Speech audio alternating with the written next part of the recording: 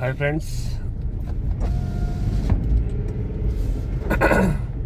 नमस्कार दोस्तों, ये मेरा पहला व्लॉग है और ये पहला व्लॉग मैंने जो इंदौर में हुई बहुत दुखद घटना, बहुत ज़्यादा अत्यंत दुखद घटना हुई, उसके ऊपर बनाने की सोचा है।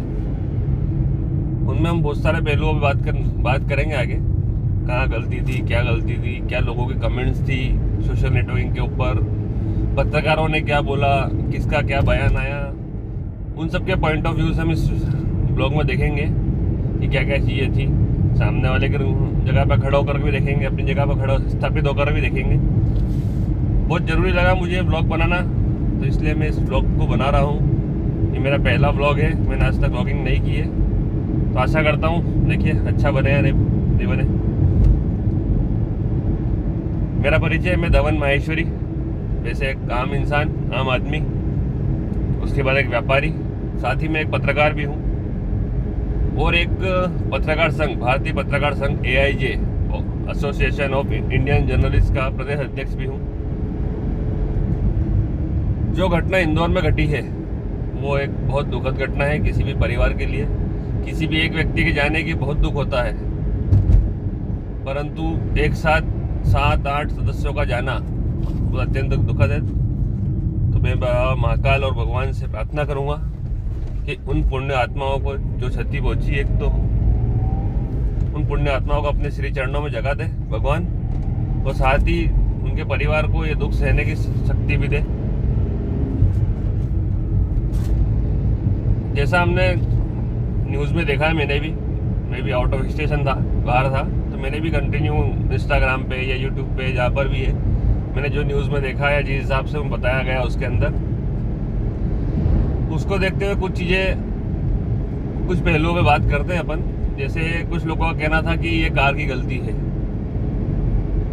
मैं पॉइंट ऑफ व्यू की बात कर रहे हैं अपन, मैं उस पर अपना वो नहीं बता रहा हूँ, कोई फैसला नहीं दे रहा हूँ, मैं एक पॉइंट ऑफ व्यू देख रहा हूँ, ये बता रहा हूँ पॉइंट ऑफ व्यू कि क्या हो सकता है, क्या नहीं हो सकता, संभावना क्या है, क्या नहीं है।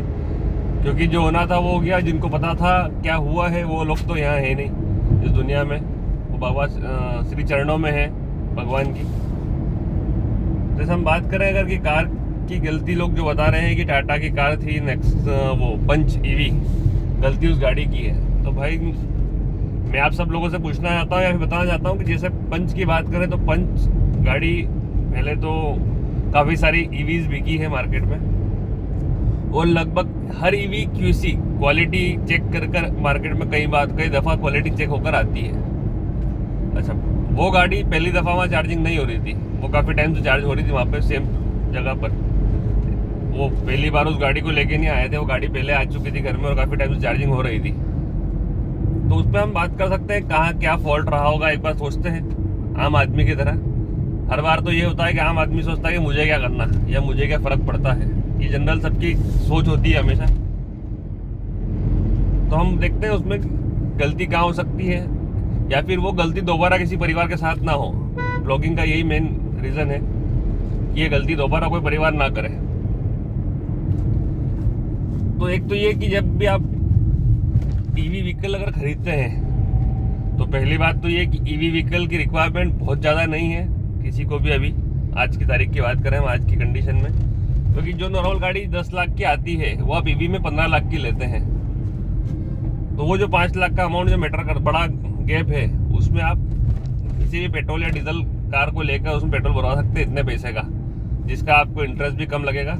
और आपकी ज़रूरत अगर कम है कि आपको डेली रनिंग नहीं करना है, कभी कभार आपकी गाड़ी कहीं जाती है, तो आपके लिए पेट्रोल डीजल गाड़ी अच्छी है। CNG ऑप्शन भी अच्छा है। EV कंसिडर करना कोई खास बात नहीं, या फिर कोई समझदारी बात नहीं है। फिर भी सबका अपना अपना अलग अलग पॉइंट ऑफ व्यू है।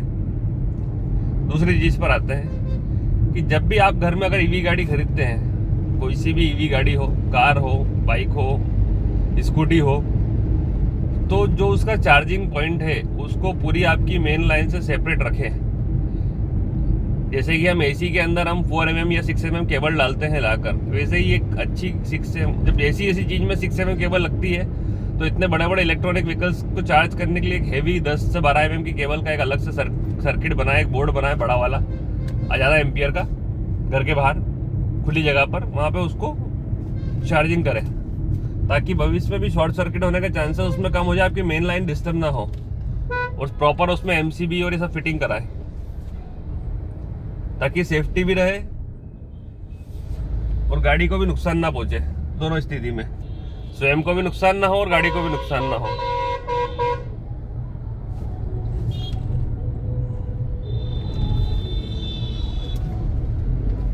मैं एक्चुअली कार ड्राइव करते करते ब्लॉग कर रहा हूँ, क्योंकि मेरे पास यही समय होता है जब तक मैं अपनी शॉप तक पहुंचता हूँ। चलिए दूसरी बात पाते हैं। टाटा एक जानी मानी कंपनी है, हो सकता है गलती हो सकती है उनसे भी, या पर्सनल किसी पर्टिकुलर किसी गाड़ी में कोई दूसरा मिस्टेक आ सकती है, लेकिन ज़्यादातर जो 90% केस में फॉल्ट मानेंगे तो हम वो लाइन का ही मानेंगे।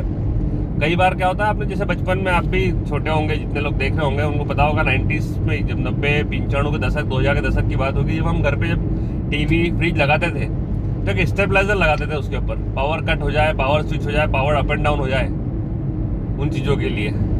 तो वो उस टाइम इसीलिए लगाते कि यार कोई भी एकदम से लाइट का आना या लाइट का जाना या पावर ड्रॉप होना, उन चीज़ों से वो जितने भी इलेक्ट्रॉनिक गैजेट्स हैं या सामान है वो सुरक्षित बच जाए। कई बार होता है कि बिजली गिरी एकदम से वो सामान उड़ जाता है, या टीवी ब्लास्ट हो गई, कुछ उड़ गया, तो वो सब चीज़ें स्टेबलाइजर कंट्रोल कर लेता था। अभी की हालत अभी क्या हो रहा है, स्टेबलाइजर सब घर से बंद हो गए, क्योंकि वोल्टेज फ्लक्चुएशन बंद हो गया, बट फिर भी कभी ना कभी कहीं ना कहीं हो जाता है। तो थोड़ा सा उस पर भी हम देख के उसको सेफली, जितना सेफ रखेंगे उतना बेहतर रहेगा।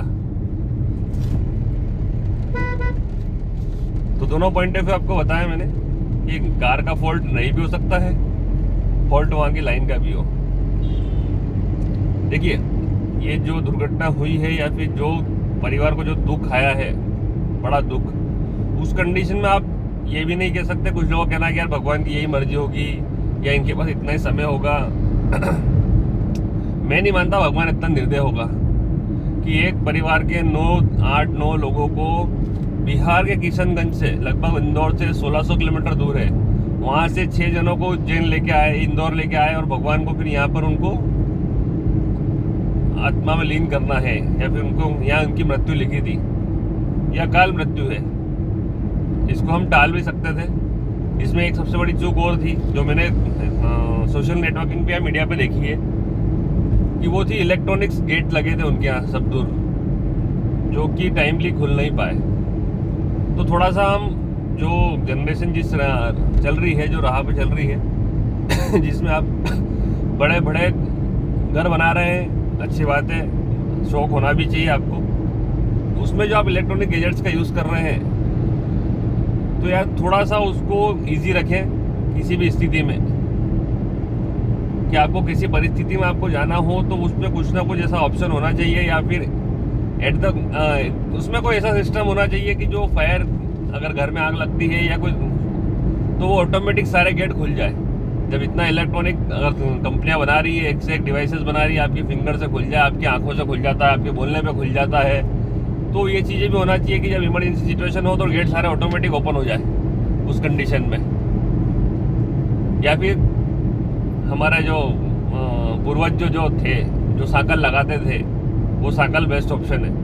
आप सोने की लगा लीजिए, अगर आपका ज़्यादा पैसा है, आप करोड़ों का मेल बना रहे हो, चांदी की लगा सकते हैं। अगर आपको शो ऑफ ही करना है या शौक को पूरा करना है तो वैसे भी आप कर सकते हैं।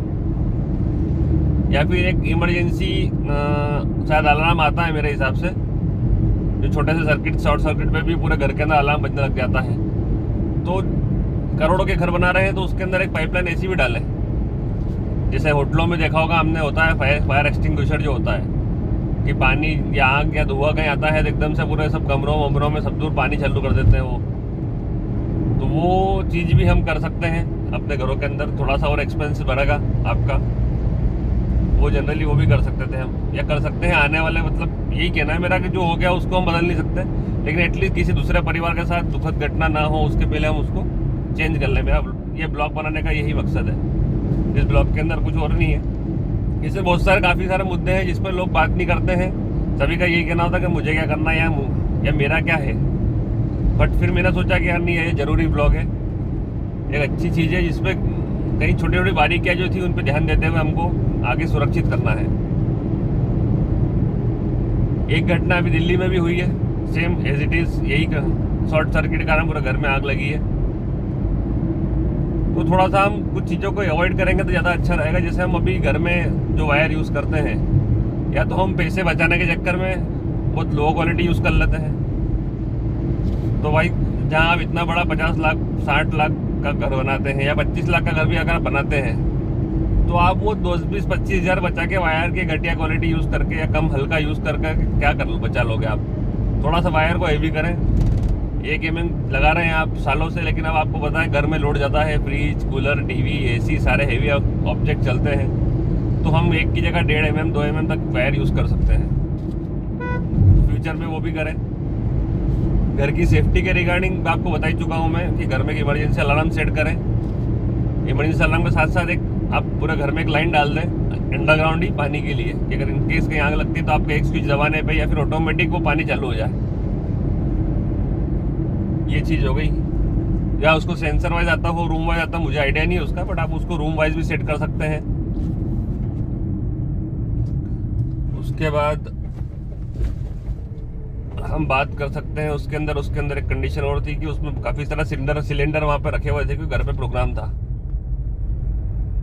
तो खासकर कोशिश करें कि सिलेंडर्स ऐसी जगह पर रखा हो, हवा में या फिर खुली जगह पर, जो किसी भी तरह की दुर्घटना ना हो।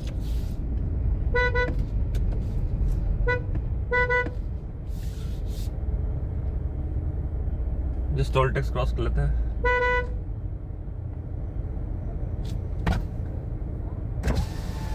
घोसला बोलना पड़ेगा सर, मैं रोज नहीं बताऊंगा यार, सर बोलना पड़ेगा रोज तो नहीं बताऊंगा। क्योंकि सर नए नए बंदे आते तो नए बंदे आते हैं, आपको चेक करना यार। ये आप गाड़ी नंबर डालो उसमें। मेरी बात सुनो सर, 2 साल होगा ये को रोज के सर ये बात सुनो, 2 मिनट के लिए आधार कार्ड बार बार दिखाना पड़ता आधार है। कार्ड कोई दिक्कत नहीं, आप आधार कार्ड नहीं चाहिए, आप आधार कार्ड अरे नहीं चाहिए। तुम रोज चेंज होता भाई, मेरी गाड़ी थोड़ी पिछले 17 साल से इस रोड पर चल रहा हूँ मैं, वो सब पहचानते हैं इस रोड पे एक एक गाड़ी, और 7 गाड़ी मेरे पास। वो पता है सर, वो नए बंदे आते हैं तो उस गाड़ी के नंबर डले ऑलरेडी। रहता है तो आप सर 2 मिनट के लिए कार्ड नीचे करके ले, बस वही आपको वही करना है, कुछ नहीं। तो नए बंदे आते हैं, हम लोग रहेंगे देख के निकाल सर आपको देख के निकाल देंगे, हम निकाल देंगे, पर अगर कोई अगला आए तो उसको बोल देना बस नए बंदे बोलना आपको।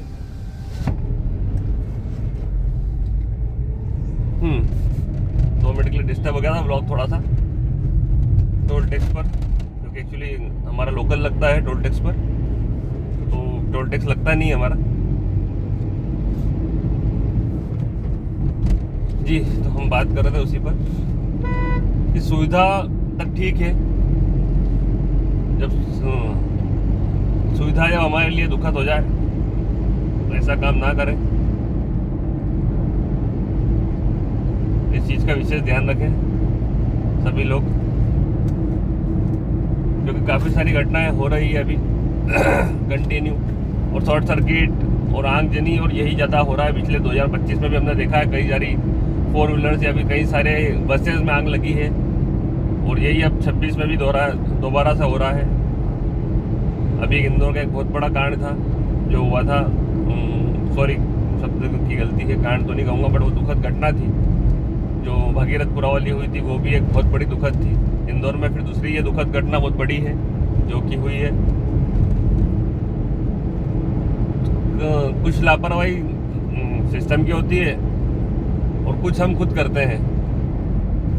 हम बचाने की जगह जहाँ बचाना चाहिए वहाँ नहीं बचाते हो, जहाँ नहीं बचाना चाहिए वहाँ पैसा बचाने के चक्कर में क्वालिटी समझौता कर लेते हैं।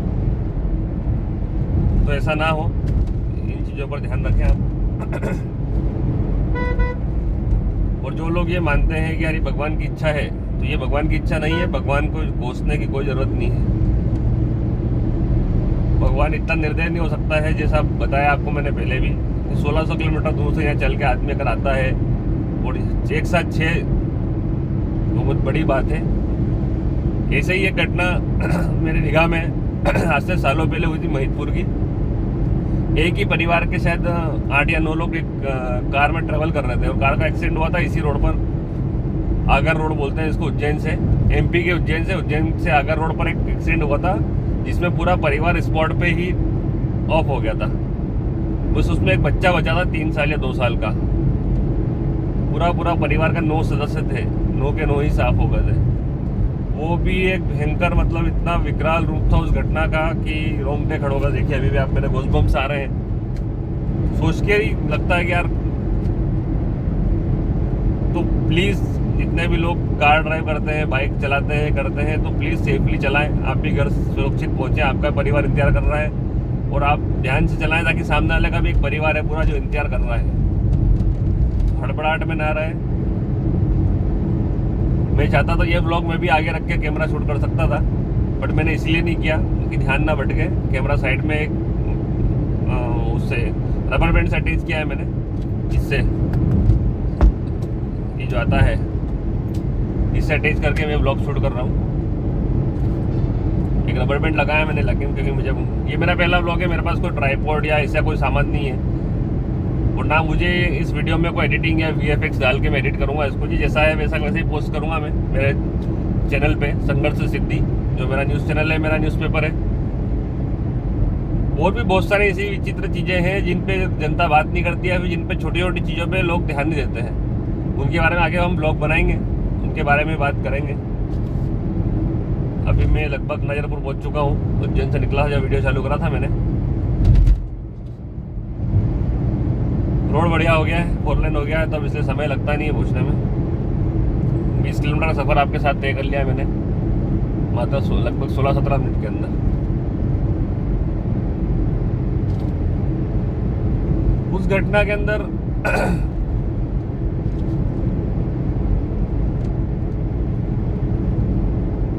आप ये तो बता ही चुका हूँ कि वायरिंग को अलग से रखें। अच्छा, दूसरी चीज़, ये जो अभी स्कूटियाँ मार्केट में 20,000 25,000 रुपये में बिक्री है इलेक्ट्रॉनिक व्हीकल्स के नाम पे, जिनका ना RTO से रजिस्ट्रेशन हो रहा है, कुछ भी नहीं, आप उसको साइकिल जैसा यूज़ करें, उठाएं और लेके चलते हो जाए, ना ड्राइविंग लाइसेंस की ज़रूरत है। तो प्लीज़ थोड़ा सा उस पर ध्यान दें। आप सेकेंड हैंड परचेज़ कर लें, अगर आपके पास बजट नहीं है तो सेकेंड हैंड परचेज़ कर लें। कोई क्वालिटी चेक्स नहीं है उनके, ना कोई गवर्नमेंट उनकी अथोराइज हो रही है, ना कोई गवर्नमेंट उनको चेक कर रही है, कुछ भी नहीं कर रहे हैं। थोड़ा सा 20-25 हज़ार के चक्कर में 30,000 की गाड़ी आप खरीद रहे थे, आप सोचिए आप खुद की 30,000 की गाड़ी में क्या होगा। वहीं एक TVS की बात करें या हीरो की बात करें तो ये गाड़ियाँ 1.5 लाख, 1.25 लाख, 1.5 लाख रुपए में अगर स्कूटी प्रोवाइड कर रही है इलेक्ट्रॉनिक EV, उनको इतना हाईली कॉस्ट जा रहा है उसका। तो वो फिर ये जो छोटी कंपनियाँ मार्केट में आज घूम रही है, एक तो लोकल में कंपनियाँ ढेर हो गई है मेरे हिसाब से ज़्यादा नहीं तो 200-300 कंपनियाँ हो गई होगी EV के नाम से। वो घर में ही मैन्युफैक्चरेशन हो रहा है, 2-4 कमरे के अंदर कंपनियाँ डल गई है। तो थोड़ा सा चाइनीज़ आइटम आ रहे हैं जो सस्ते पड़ते हैं, इनकी क्वालिटी का कोई ठिकाना नहीं है। तो अपने परिवार को सुरक्षित रखें ऐसी चीज़ों से। आप सेकेंड हैंड मार्केट में जाके परचेस कर सकते हैं पुरानी गाड़ी, कोई सी 10-15 हज़ार रुपये में आपको अच्छी कंडीशन, 20,000 रुपये अच्छी कंडीशन में स्कूटी मिल सकती है। क्योंकि ज़्यादातर स्कूटी लेडीज़ चलाती है किसी भी घर की, तो वो कंडीशन काफ़ी अच्छी मिल सकती है आपको, कम चली हुई मिल सकती है। तो इलेक्ट्रॉनिक व्हीकल्स के ऊपर ना जाते हुए आप 20-25-20 हज़ार रुपये की सेकेंड हैंड गाड़ी लेके उसमें पेट्रोल भरा के चलाएं ज़्यादा बेहतर रहेगा, सुरक्षित रहेंगे। इन चीज़ों को लेकर मैं वही कहा ना, आपको छोटा छोटा पैसा बचाने के चक्कर में आप क्वालिटी से कंप्रोमाइज़ ना करें। आपको जहाँ बचाना है वहाँ बचाइए, जहाँ नहीं बचाना है वहाँ एटलीस्ट आपकी जहाँ आपकी सेफ्टी, परिवार की सेफ्टी जहाँ पर मैटर करती है या फिर आती है, वहाँ पर उस चीज़ों को कॉम्प्रोमाइज़ ना करें परिवार की सेफ्टी के रिगार्डिंग। सभी से यही निवेदन है बार बार, सुविधाओं पे जाएं। सुविधा मिल रही है अच्छी बात है तो उसको लें, लेकिन वहाँ आप पैसा बचाने की ना सोचें। छोटी छोटी गलतियाँ बड़ी भारी पड़ सकती है जीवन में। तो ब्रांड से, क्वालिटी से कंप्रोमाइज़ ना करें अपने परिवार की सुरक्षा को लेकर। और फिर दोबारा यही कहूँगा, आप बड़े बड़े घर कैसे भी बनाएं, लेकिन जितना ऑटोमेशन से बचेंगे उतना बेहतर रहेगा पूरे घर के अंदर। जितना हाईली ऑटोमेशन जो भी चल रहा है, जो मैं देख रहा हूँ काफ़ी ज़्यादा, यही है कि भाई जितना सिंपल आप रख सकते हैं उतना सिंपल रखिए। अगर आपको शो ऑफ करना है तो मैंने पहले भी कहा है, शो ऑफ करना है तो चांदी का हैंडल लगा लीजिए आपके दरवाजे के अंदर। चांदी की चटक नहीं लगाइए आपके घर के अंदर, चांदी का वर्क कराइए आपके घर के अंदर शो ऑफ करना है तो। लेकिन जितना हम ऑटोमेशन की तरफ जा रहे हैं, जितना हाई लेवल पे, वो कहीं ना कहीं दुखद ही है। कुछ गाड़ियाँ बहुत ज़्यादा अभी ऑटोमेटिक्स आ रही है, बहुत ज़्यादा उसमें वायरिंग्स का और इसका खेल है। उसमें एक छोटा सा चूहा या चूहे का बच्चा घुस के अगर एक वायर कतर देता है तो पूरी गाड़ी इलेक्ट्रॉनिक खराब हो जाती है। तो वही कंडीशन सब चीज़ों में लागू होती है। जितना हम इलेक्ट्रॉनिक के साइड में जा रहे हैं, जितना जिस स्पीड से जा रहे हैं, हर चीज़ के लिए एक मशीन का यूज़ कर रहे हैं तो उससे हम शरीर भी ख़राब कर रहे हैं। शरीर खराब करने के साथ आप उसको हॉस्पिटल का बिल भी भर रहे हैं।